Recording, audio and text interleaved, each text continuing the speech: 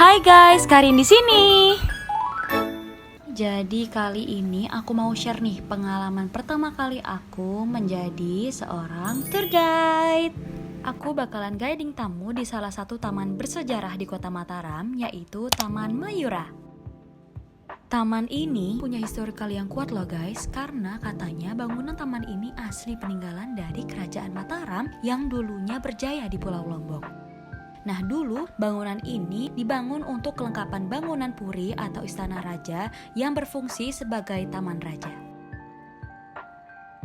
Nah ini tamuku udah datang dan habis ini aku bakal nganterin dia sekaligus ngejelasin apa aja sih sejarah-sejarah yang ada di balik bangunan-bangunan di taman ini. Pertama ini kita sampai di Balai Loji. Jadi Balai Loji ini dulunya berfungsi sebagai tempat tidur raja serta keluarganya. Dan sampai sekarang masih digunakan oleh masyarakat sekitar loh. Balai ini digunakan sebagai museum untuk menyimpan semua barang-barang bersejarah dari Kerajaan Lombok yang masih belum dikembalikan oleh pihak Belanda. Spot 2 kali ini kita udah ada di Balai Prerenan. Jadi dulunya bangunan ini digunakan sebagai tempat istirahat raja dan keluarganya beserta para prajurit di Kerajaan Mataram. Nah di Taman Mayura terdapat 3 bangunan Balai Prerenan, yang 2 bangunan pertama berada di samping kolam dan satunya lagi terletak di depan Balai Loji. Oke lanjut, kali ini kita udah sampai di gerbang Gapura yang menjadi akses keluar masuknya ke Balai Kambang nih teman-teman. Nah yang sedang kamu lihat ini adalah bangunan dari Balai Kambang atau Balai Kecana. Dulunya Balai Kambang berfungsi sebagai tempat musyawarah raja dan utusan raja lainnya.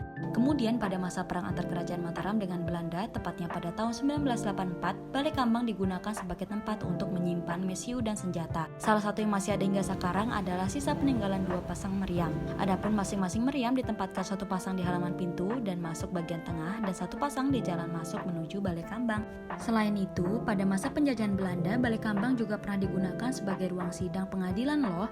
Dan hingga saat ini, Balai Kambang masih tetap dimanfaatkan oleh masyarakat sekitar sebagai tempat musyawarah lintas agama dan kemasyarakatan. Kemudian, sekitar abad ke-17, terdapat 3 pasang arca yang dibuat dan ditempatkan pada bagian halaman Balai Kambang. Masing-masing arca ditempatkan pada bagian timur, selatan, dan barat halaman. Bangunan-bangunan arca ini memperlihatkan seorang tokoh muslim yang memakai pakaian adat Banjar.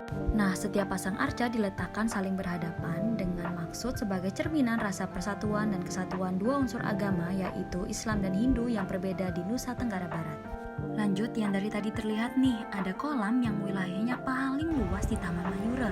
Kolam ini memiliki panjang kurang lebih 191,60 meter dan lebar 81 meter.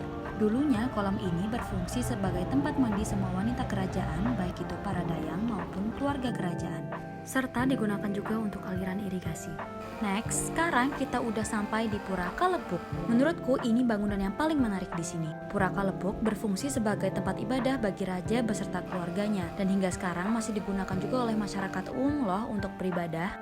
Seperti yang kamu lihat, di pura ini juga terdapat air mancur yang disebut sebagai Patirta. Oleh masyarakat Hindu, air yang keluar dari pancuran ini dipercaya sebagai air suci dan hingga saat ini masih digunakan untuk rangkaian ibadah.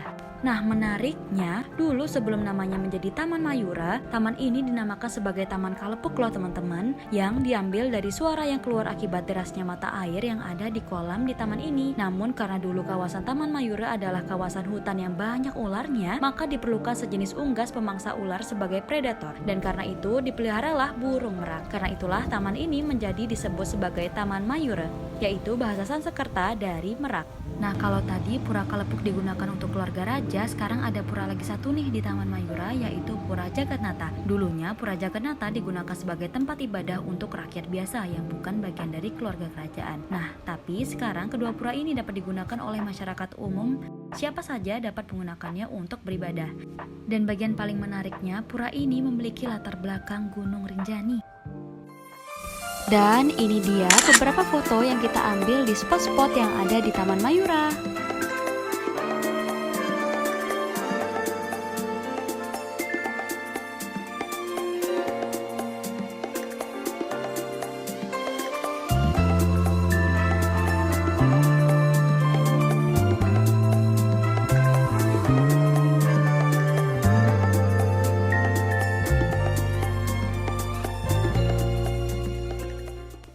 Keren banget ya.